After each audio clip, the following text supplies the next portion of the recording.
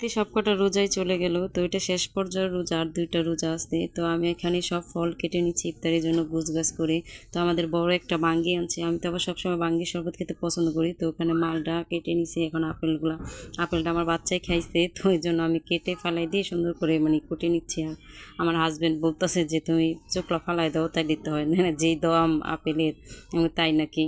তো এখানে আমি বড় একটা বাঙ্গি আনছে, তরমুজ আনছে, তরমুজটা এখন আমি কেটে নেব। তরমুজটা সকালে আমি কেটে আমার আপুকে অর্ধেক দিয়েছি, অর্ধেক রাখছি।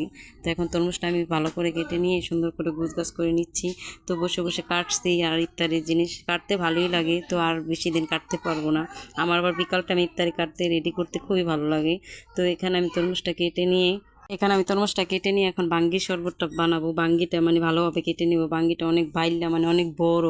তো আমার দেখতে খুবই ভালো লাগছে বাঙ্গিটা যখন আনছে। তো তরমুজটাও বড় ছিল, এর জন্য বেশি দিন রাখলে নষ্ট হয়ে যাবে, তো ভাগযোগ করে খাই।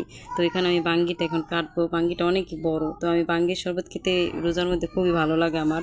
কার কেমন লাগে জানি না। যদি ভিডিওটা ভালো লাগে সবাই লাইক কমেন্ট শেয়ার করে দিবেন, সবাই স্কিপ করবেন না, ভিডিওটা দেখবেন। একটা লং ভিডিও বানাতে অনেক কষ্ট হয়।